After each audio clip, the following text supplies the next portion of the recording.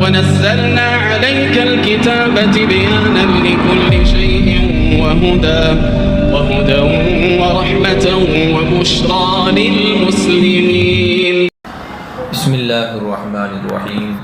الحمد لله رب العالمين والصلاة والسلام على سيد الأنبياء والمرسلين محمد النبي الأمي وعلى آله وأصحابه وأتباعه وأزواجه وذرياته وأهل بيته وأهل طاعته أجمعين إلى يوم الدين. أما بعد، أعوذ بالله من الشيطان الرجيم. بسم الله الرحمن الرحيم. أولئك الذين اشتروا الحياة الدنيا بالآخرة فلا يخفف عنهم العذاب ولا هم ينصرون. صدق اللہ العظیم. یہی وہ لوگ ہیں جنہوں نے دنیاوی زندگی کے بدلے آخرت کے بدلے دنیاوی زندگی کو خرید لیا. سو ان کے لیے نہ عذاب میں تخفیف کی جائے گی اور نہ ان کی مدد کی جائے گی. وَلَقَدْ آتَيْنَا مُوسَى الْكِتَابَ وَقَفَّيْنَا مِن بَعْدِهِ بِالرُّسُلِ. اور بے شک ہم نے موسیٰ علیہ السلام کو تورات عطا کی اور ہم نے ان کے بعد پیغمبر اور رسول بھیجتے رہے. وَآتَيْنَا عِيسَى ابْنَ مَرْيَمَ الْبَيِّنَاتِ وَأَيَّدْنَاهُ بِرُوحِ الْقُدُسِ. اور ہم نے عیسیٰ ابن مریم علیہ السلام کو واضح معجزات دے کر بھیجے اور ان کی تائید روح القدس یعنی جبرائیل امین کے ذریعے کی. أَفَكُلَّمَا جَاءَكُمْ رَسُولٌ بِمَا لَا تَهْوَىٰ أَنفُسُكُمُ اسْتَكْبَرْتُمْ. تو جب کبھی تمہارے پاس کوئی رسول ایک ایسی چیز لے کر آتا جو تمہارے نفس کے اور خواہش کے مطابق نہ ہوتی، استکبرتم تو تم تکبر کرنے لگتے. فَفَرِيقًا كَذَّبْتُمْ تو ان میں کے بعض کو تم نے جھٹلا دیا. وَفَرِيقًا تَقْتُلُونَ اور بعض کو تم قتل کر دیتے تھے. گزشتہ آیت میں اللہ تبارک و تعالیٰ نے 10 عہد اور 10 وعدے بنی اسرائیل کے ساتھ جو کیے تھے اس کو ذکر فرمایا. ان میں سے 8 تو وہ تھے جو حکم کے طور پر تھے، یعنی تم یہ کرو یہ کرو یہ کرو، اللہ کی عبادت کرو، والدین کے ساتھ اچھا سلوک کرو، یتیموں کے ساتھ، رشتہ داروں کے ساتھ، مسکینوں کے ساتھ اچھا سلوک کرو، لوگوں سے اچھی گفتگو کرو، نماز کی پابندی کرو، زکوٰۃ دیتے رہو. تو یہ احکامات اور حکم کے طور پر اللہ تبارک و تعالیٰ نے وہاں پر 8 عہد ذکر کیا. اس کے بعد کی 2 آیتوں میں اللہ تعالیٰ نے 2 چیزوں سے روکا ہے. ایک، آپس میں ایک دوسرے کے خون مت بہاؤ، اور دوسری چیز، اپنے ہی لوگوں کو اپنے وطن سے باہر نہ نکالو.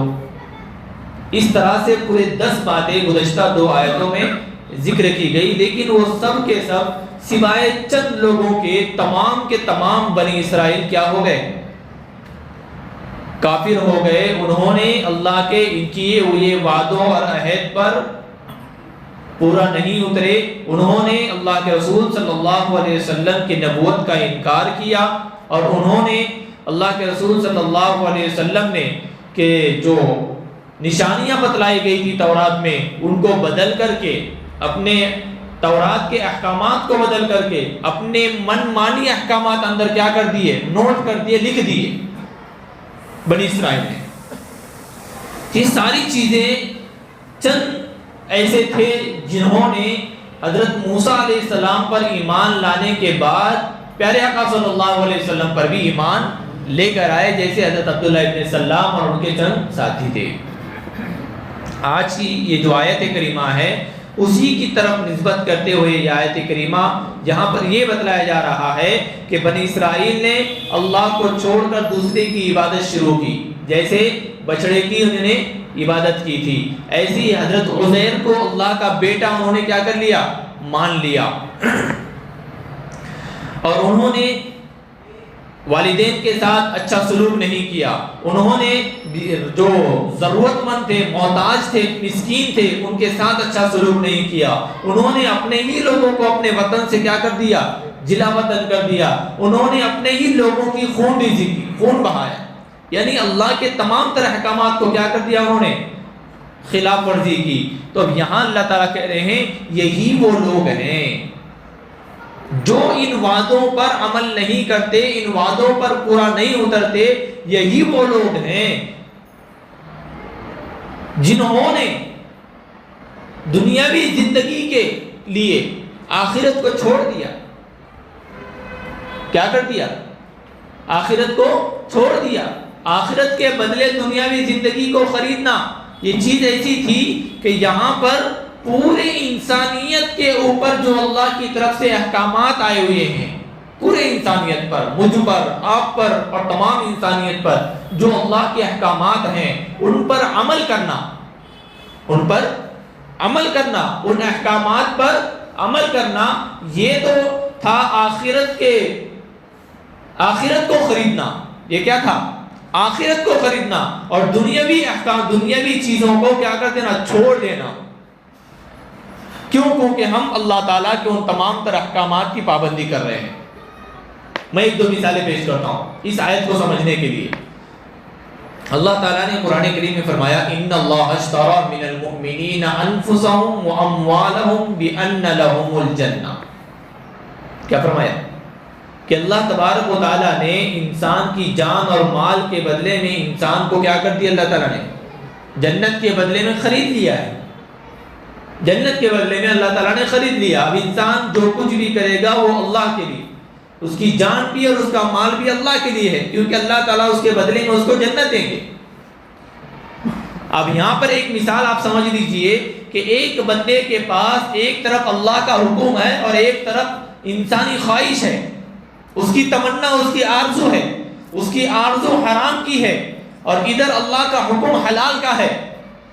اب دونوں میں ترجیح دینا ہے۔ کیا کرنا ہے یہاں پر؟ دونوں چیزیں ہیں۔ ادھر میری خواہش ہے کہ میں ایسی شادی دھوم دھام سے کروں، چاہے مجھے بیاج سے پیسے لینا کیوں نہ پڑے۔ سمجھ رہے ہیں؟ ادھر اللہ کا حکم ہے۔ کیا حکم ہے اللہ کا؟ ان اعظم النکاح برکتا ایسرہ مؤونۃ۔ اللہ کے رسول فرما رہے ہیں سب سے بہترین نکاح وہ ہے جو سب سے کم خرچے والا ہو، سب سے بابرکت نکاح وہ ہے، اس نکاح میں برکت ہے جو کم سے کم خرچے میں ہوتا ہو۔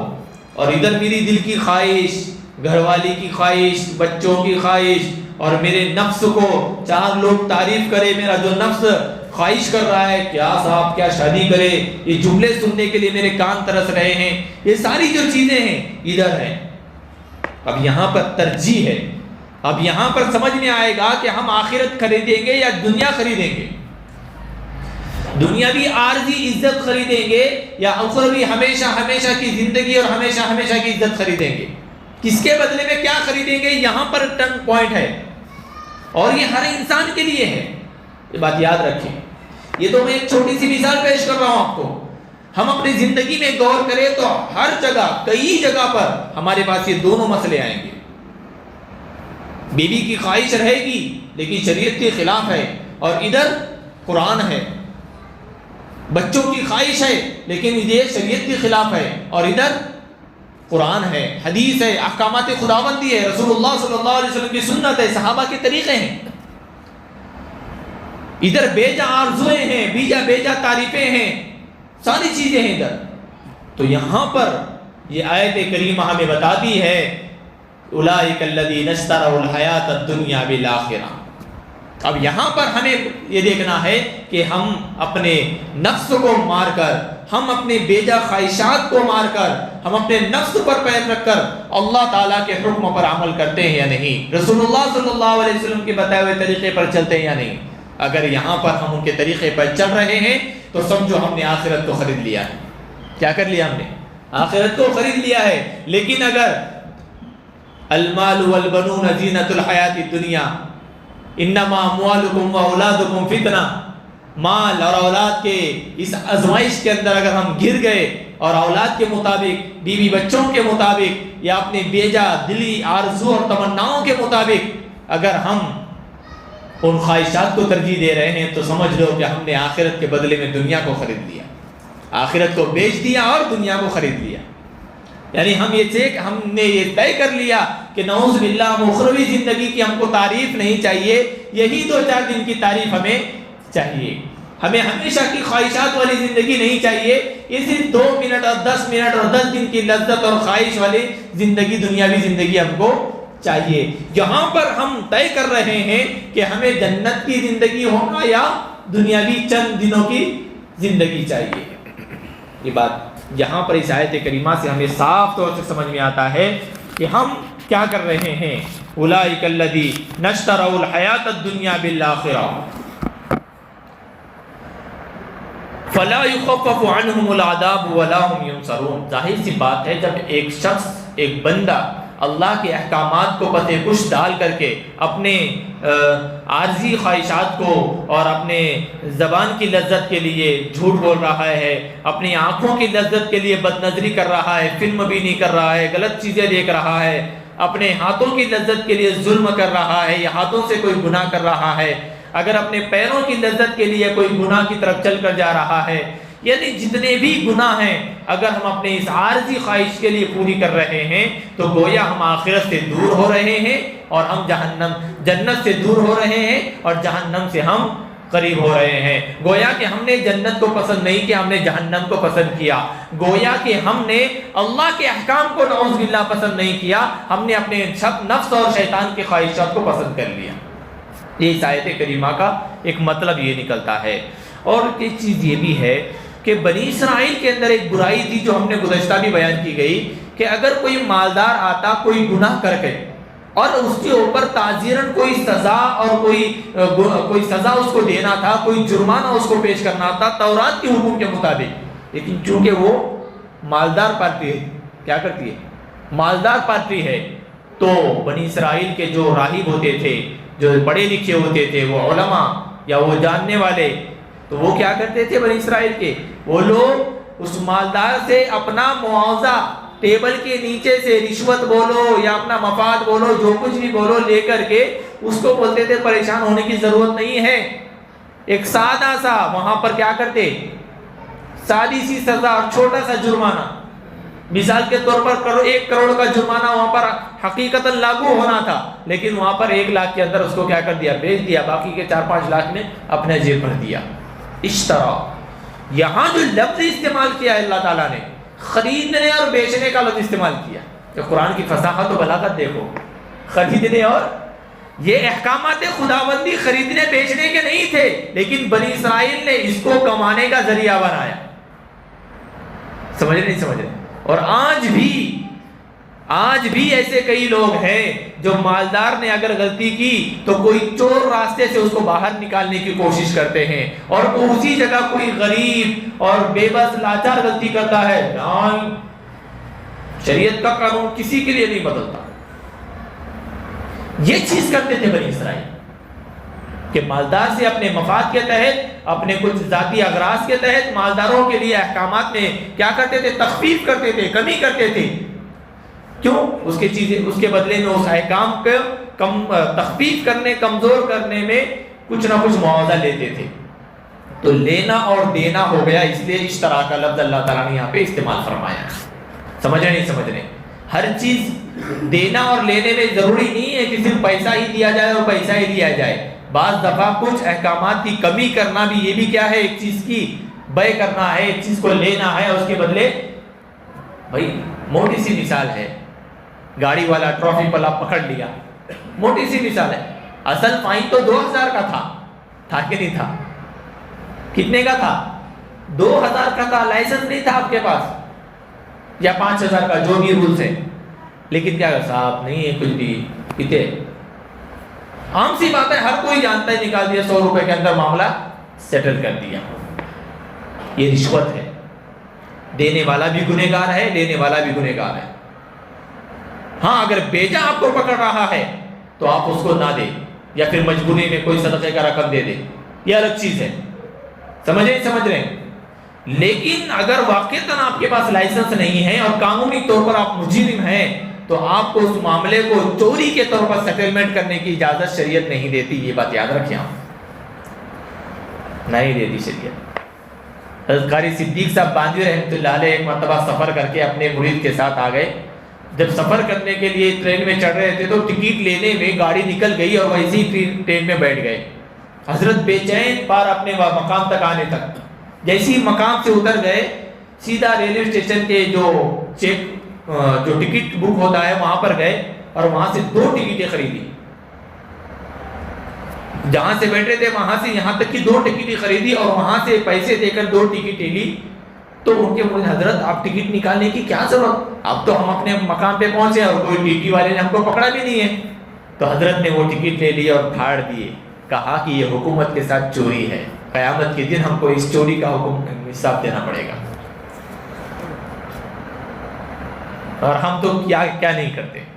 تو وہ 2 ٹکٹیں لے کر پھاڑ دی اور کہا کہ میری رقم یہاں پر جمع ہو چکی ہے اور میں اللہ سے دعا کروں گا کہ میں بغیر ٹکٹ کے بیٹھ کر آ گیا، پیسہ معاوضہ دینے سے پہلے میں نے استعمال کیا، اللہ تعالیٰ مجھے معاف کرے۔ سمجھ رہے؟ یہ ہے شریعت، یہ ہے باریکی دین کی۔ ہمیں اجازت نہیں دیتی شریعت کہ ہم سیٹلمنٹ کریں، نیچے سے ٹیبل کے نیچے سے پیسے دے کر کے اپنے کام کرا لے، بالکل نہیں۔ جو قانون ہے، جو شریعت ہے اور شریعت کا یہ حکم ہے، یہی تو سب کچھ کیا کرتے تھے بنی اسرائیل۔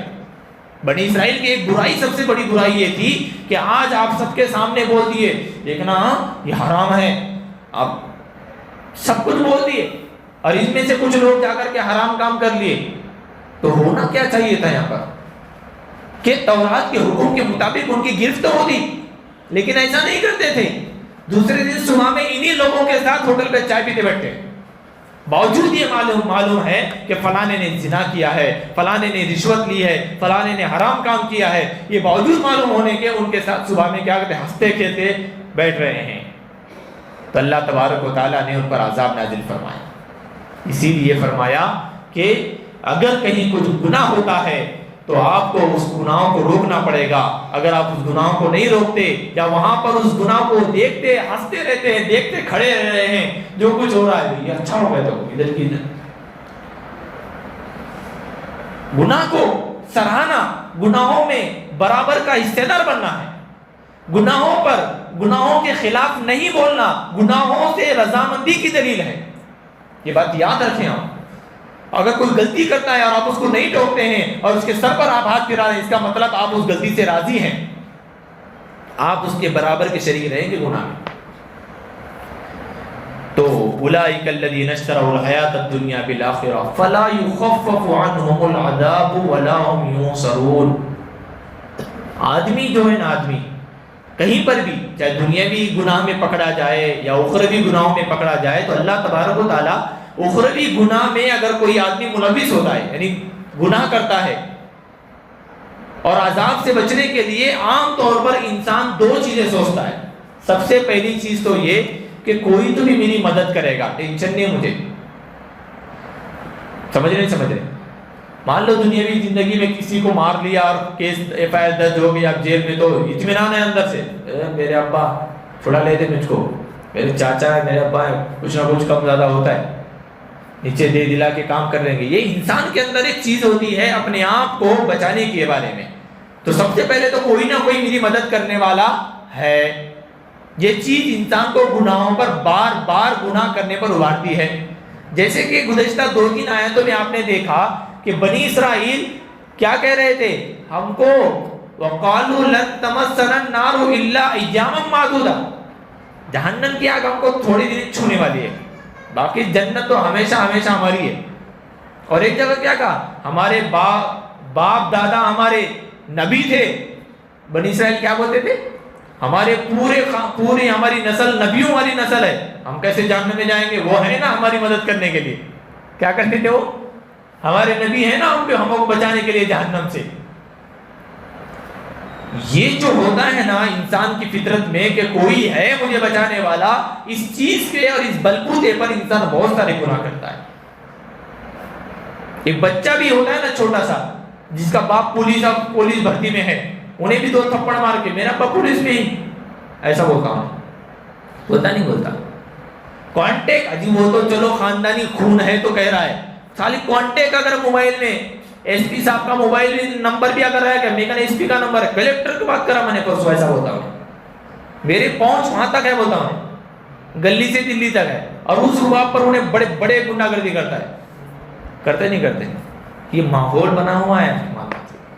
کئی مٹکے کیا اسی پہ چلتے ہیں، کئی لاٹریاں اسی پہ چلتی ہیں، کئی غلط کاروبار اور 2 نمبر کے کاروبار اسی پہ چلتے ہیں. یہی ریلیشن اوپر تک دے دلا کے اور سر چھوڑ، ساری چیزیں ہوتی ہیں. تو انسان اگر یہ سوچے کہ میری کوئی مدد کرنے والا ہے، میرے کانٹیکٹ وہاں تک ہیں جو بڑے بڑے گناہوں کے دادا پردادا ہیں، گناہگاروں کے، وہاں تک ان کی پہنچے، تو ان کو یہ لگتا ہے کہ ہم کو بچانے والے اوپر والے ہیں. لیکن اللہ تعالیٰ کیا کہہ رہے ہیں؟ وَلَا يُخَفَّفُ عَنْهُمُ الْعَذَابُ وَلَا هُمْ يُنصَرُونَ. یہ حرکت کرنے والے قیامت کے دن اللہ جب عذاب دے گا تو کوئی ان کا مددگار نہیں ہوگا. سمجھ رہے نہیں سمجھ رہے؟ یہ کمر توڑنا بولتے اس کو. کیا کرتے ہیں؟ کمر توڑنا بولتے اس کو.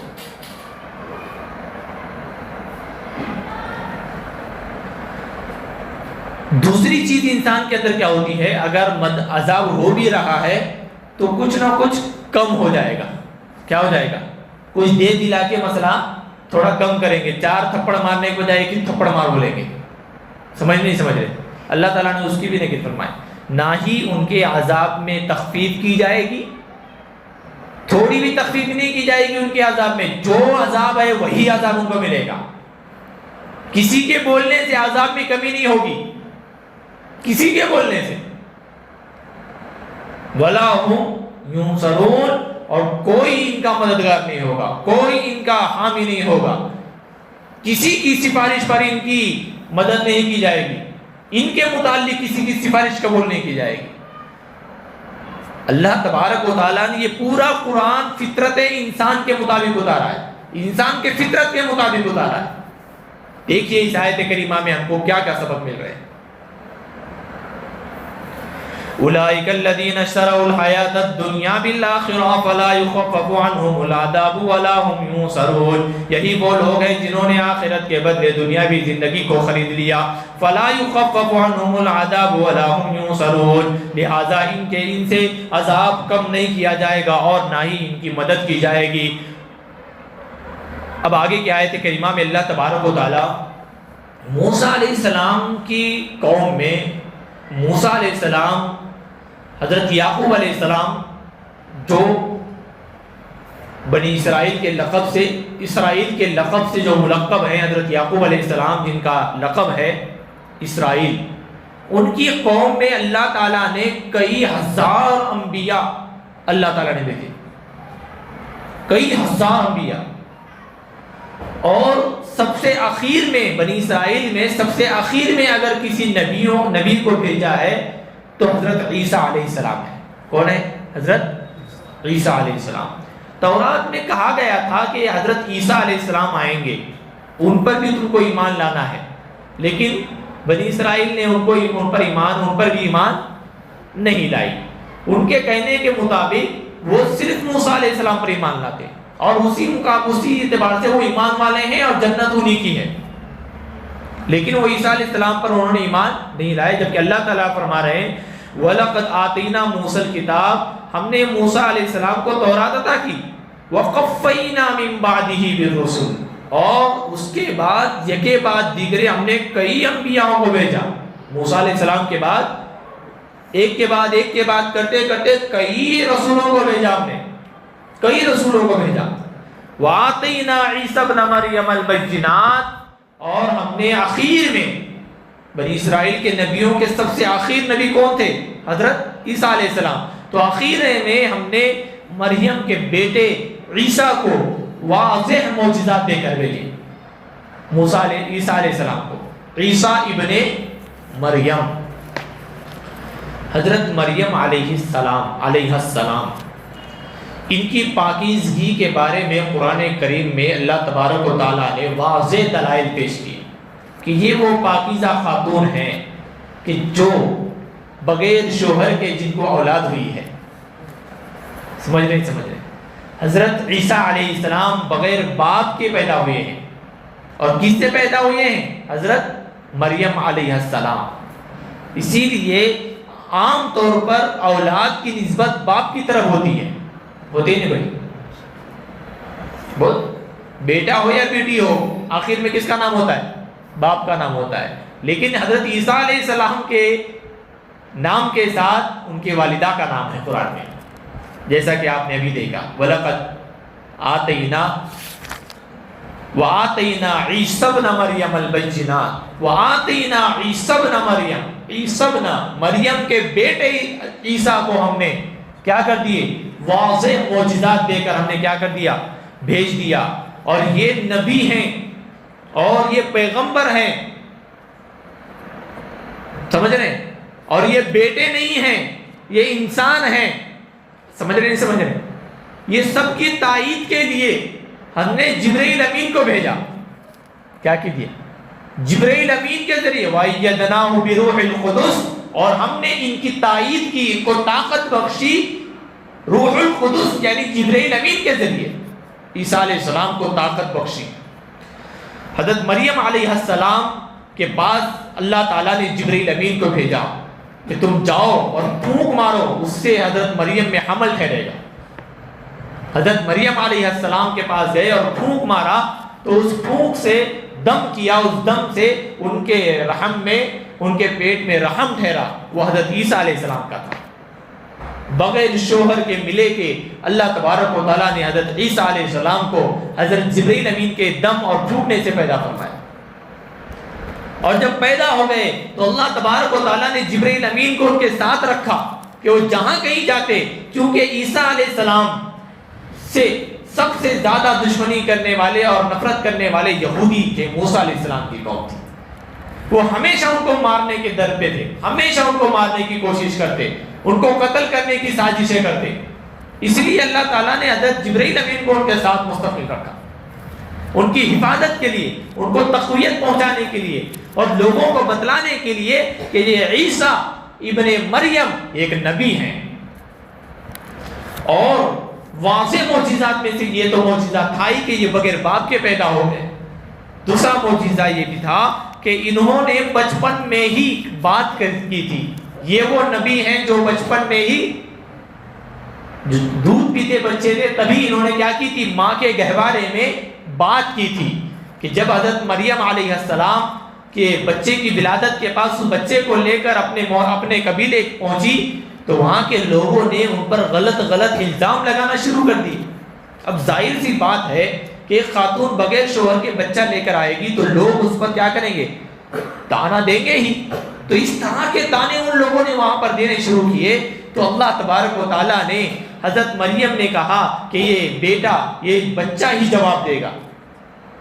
تو اس وقت حضرت عیسیٰ علیہ السلام نے کہا تھا قال انی عبد اللہ، میں اللہ کا بندہ ہوں، آتانی الکتاب، مجھے اللہ نے کتاب عطا کی ہے، آتانی الکتاب وجعلنی نبیا، اور اس نے مجھے نبی بنایا ہے۔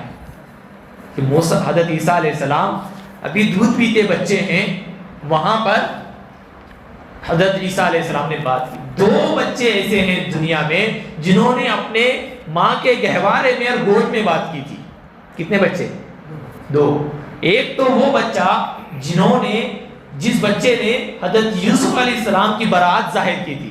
حضرت یوسف علیہ السلام پر جب زلیخا نے بدکاری کا الزام لگایا تھا تو ثبوت کے طور پر بادشاہ نے، وقت کے بادشاہ نے کہا کہ کوئی ثبوت ہے یوسف تمہارے پاس کہ تم بری ہو، تم پاک ہو، تمہاری نیت ناپاک نہیں تھی؟ تو حضرت یوسف علیہ السلام نے کہا تھا کہ بادشاہ سلامت، میرے پاس ایک گواہ ہے اور یہ گہوارے کا بچہ ہے جو میری برات ظاہر کرے گا۔ تو اس بچے نے وضاحت کی تھی، کہا تھا کہ اگر یوسف کا دامن سامنے سے پھٹا ہے تو یوسف گنہگار ہے، یوسف نے غلطی کی ہے، اور اگر اس کا دامن پیچھے سے پھٹا ہے تو زلیخا نے غلطی کی ہے۔ جب دیکھا گیا تو دامن پیچھے سے پھٹا ہوا تھا۔ اس طرح سے وہ ایک بچہ اور حضرت عیسیٰ علیہ السلام جنہوں نے اپنے ماں کی پاک دامنی کو ثابت کرتے ہوئے قال فرمایا تھا انی عبداللہ آتانی الکتاب وجعلنی نبیا وجعلنی مبارکا اینما کنت واوصانی بالصلاة والزکاة ما دمت حیا وبرا بوالدتی۔ اس طرح سے حضرت عیسیٰ علیہ السلام نے گہوارے میں بات کی، یہ واضح معجزہ تھا۔ اور اسی سے علماء نے نکالا ہے کہ ان تمام تر عیسیٰ علیہ السلام کے ماننے والوں کے لیے کہ جو عیسیٰ علیہ السلام کو خدا مانتے ہیں یا حضرت مریم کو خدا مانتے ہیں، تین خدا کے جو قائل اور عقیدہ رکھتے ہیں کہ عیسیٰ علیہ السلام نے تو گہوارے میں ہی اپنے انسان ہونے اور اپنے اللہ کے بندہ ہونے کی دلیل پیش کی تھی، تو وہ اللہ کیسے ہو سکتے ہیں، وہ خدا کیسے ہو سکتے ہیں، وہ معبود کیسے ہو سکتے ہیں؟ تو عیسیٰ علیہ السلام کو اللہ تعالیٰ نے کئی معجزات عطا کیے تھے، اس میں سے یہ دو معجزے، عیسیٰ علیہ السلام کو اللہ تعالیٰ نے ایک معجزہ یہ بھی دیا تھا کہ وہ مٹی سے پرندوں کی شکل بناتے اور اس میں پھونک مارتے تو وہ حقیقی پرندے بنتے اور اڑ جاتے۔ سمجھ رہے نہیں سمجھ رہے؟ اللہ تبارک و تعالیٰ نے اس کو ساتویں اور آٹھویں بارے میں ذکر کیا ہے کہ کس طرح سے حضرت عیسیٰ علیہ السلام کو اللہ نے یہ معجزہ دیا تھا کہ وہ مردوں کو زندہ کرتے تھے، کوڑیاں جو ہوتے تھے، کوڑ ہونا جو ہوتا ہے، کوڑ والے جو مریض ہوتے تھے اور جو بیمار خطرناک ہوتے تھے، میں اس وقت کی جو مرنے کی جو بیماریاں ہوتی تھی، ایسی خطرناک بیماریوں پر ہاتھ پھیرتے تو اللہ تبارک و تعالیٰ ان کو ان کے ذریعے شفا دیتا تھا۔ تو ہاتھ پھیر کر کے ان کو جو ہاتھ پھیرنا ہوتا ہے، یعنی مسیح ابن مریم ان کو مسیح جو کہتے ہیں، اسی لیے کہتے ہیں کہ یہ ہاتھ پھیر کر کے شفا دیا کرتے تھے حضرت عیسیٰ علیہ السلام۔ تو کئی معجزات اللہ تعالیٰ نے حضرت عیسیٰ علیہ السلام کو دے کر کے بھیجے تاکہ یہ قوم اب عیسیٰ علیہ السلام کے معجزات کو مانے، ان کو نبی مانے، ان کو رسول مانے اور اب ان کے مطابق زندگی گزارے، لیکن پھر بھی انہوں نے ان کو تسلیم نہیں کیا۔ اور کیا کیا؟ آگے قرآن کریم فرما رہا ہے اَفَكُلَّمَا جَاءَكُمْ رَسُولٌ بِمَا لَا تَهْوَىٰ أَنفُسُكُمُ اسْتَكْبَرْتُمْ۔ یہودیوں کی برائی تھی، اتنے ہزار انبیاء اکرام ان کے پاس آئے تو اللہ کہہ رہے ہیں کہ جب بھی کوئی رسول آتا اور وہ احکامات اور صحیفے لے کر اترتا، یعنی صحیفے ان پر اترتے اور احکامات جب بنی اسرائیل کے سامنے پیش کیے جاتے تو جو حکم ان کے من کے مطابق ہوتا، ان کے خواہش کے مطابق ہوتا، اس کو تو وہ لے لیتے تھے۔ یہ میٹھا ہے، یہ میٹھا ہے، یہ میٹھا ہے، اس کو لے لو، نہیں یہ دو کڑوے ہیں، ہم اس کو نہیں مانتے۔ اور جو حکم ان کے خواہش کے مطابق، ان کے مرضی کے خلاف اور خواہش کے خلاف ہوتا، اس کو وہ تسلیم نہیں کرتے، وہاں پر تکبر کرتے، گھمنڈ کرتے، ہم نہیں کریں گے، ہم کر رہے ہیں نا۔ یہ اس طرح سے اپنے انداز اور اپنے بیان کے اندر کیا ہوتے، وہ گھمنڈی ہو جاتے، تکبر کرتے، نافرمانی کرتے اللہ تعالیٰ کے احکامات کی۔ اور اسی پر بس نہیں کرتے، فَفَرِيقًا كَذَّبْتُمْ وَفَرِيقًا تَقْتُلُونَ۔ یہ لوگ کیا کرتے؟ ان نبیوں میں سے بعض کو تو کیا کرتے، جھٹلا دیتے، تم نبی نہیں ہے، تم بھی نبی نہیں ہے، تم بھی نبی نہیں ہے، اس طرح سے بعض کا تو نبوت کا کیا کرتے، انکار ہی کر دیتے۔ جیسے خود پیارے آقا صلی اللہ علیہ وسلم کی نبوت کا انکار کیا، حضرت عیسیٰ علیہ السلام کی نبوت کا انکار کیا، اور کئی نبیوں کا کیا کیا، انکار کیا۔ اور وَفَرِيقًا تَقْتُلُونَ، اور بعض نبیوں اور رسولوں کو تو تم قتل کر دیتے تھے، نبیوں کو قتل کرتے تھے بنی اسرائیل، کئی نبیوں کو، یہاں تک کہ ان کے گمان کے مطابق انہوں نے عیسیٰ علیہ السلام کو بھی قتل کیا ہے۔ سمجھ رہے نہیں سمجھ رہے؟ ان کے گمان کے مطابق انہوں نے یہ ہمیشہ موسیٰ علیہ السلام کو قتل کرنے کے در پہ رہتے تھے، ہمیشہ ان کو کس طرح سے قتل کیا جائے۔ اور آخر میں جب اللہ تبارک و تعالیٰ نے حضرت عیسیٰ علیہ السلام سے کہا کہ میں تمہیں آسمانوں پر اٹھانے والا ہوں، زندہ اٹھانے والا ہوں، تو اس وقت ایک کمرے میں حضرت عیسیٰ علیہ السلام تھے، تو وہاں پر جو شخص حضرت عیسیٰ علیہ السلام کو مارنے کے لیے آیا تھا، کمرے کے اندر جیسی گھسا، اللہ تبارک و تعالیٰ نے جبرائیل امین کے ذریعے حضرت عیسیٰ علیہ السلام کو زندہ آسمان پر اٹھا لیا، اور اس جیسی شکل، اس اندر جو خود قتل کرنے کے لیے جو قاتل آیا تھا، ان جیسی ایک مختصر کیا کر دی، شکل بدل دی۔ تو لوگ جب دوسرے آئے سپاہی تو انہوں نے اسی کو عیسیٰ سمجھ کر کے اس کو سولی پر لٹکا دیا۔ سمجھ رہے نہیں سمجھ رہے؟ یہ جو پورا ناٹک چل رہا ہے نا، یہ وہی ناٹک ہے یہودی اور نصرانی اور عیسائیوں کا، سولی پر لٹکانا اور یہ کرنا اور یہ کرنا کہ یسوع نے ہمارے لیے سب کچھ اپنی جان لگ قربان کر دی۔ کچھ بھی نہیں، حضرت عیسیٰ علیہ السلام قیامت سے پہلے واپس آنے والے ہیں۔ انشاءاللہ اس تعلق سے ہم آگے تفصیل میں حضرت عیسیٰ علیہ السلام جہاں حضرت عیسیٰ علیہ السلام کے معجزات وغیرہ آئیں گے، ہم ان پر بات کریں گے انشاءاللہ۔ آئندہ کل بھی اس کے اوپر کچھ گفتگو ہوگی۔ وآخر دعوانا الحمدللہ رب العالمین۔ بسم اللہ الرحمن الرحیم اللہم صلی علی محمد وعلی آل محمد کما صلیت علی ابراہیم وعلی آل ابراہیم انک حمید مجید اللہم بارک علی محمد وعلی آل محمد کما بارکت علی ابراہیم وعلی آل ابراہیم انک حمید مجید ربنا ظلمنا انفسنا وان لم تغفر لنا وترحمنا لنکونن من الخاسرین اللہم انک عفو کریم تحب العفو فاعف عنا یا کریم اللہم اشف مرضانا ومرضى المسلمین اللہم ارحم موتانا وموتى المسلمین وصلی اللہ تعالی علی خیر خلقہ محمد وعلی آلہ واصحابہ اجمعین آمین برحمتک یا ارحم الراحمین.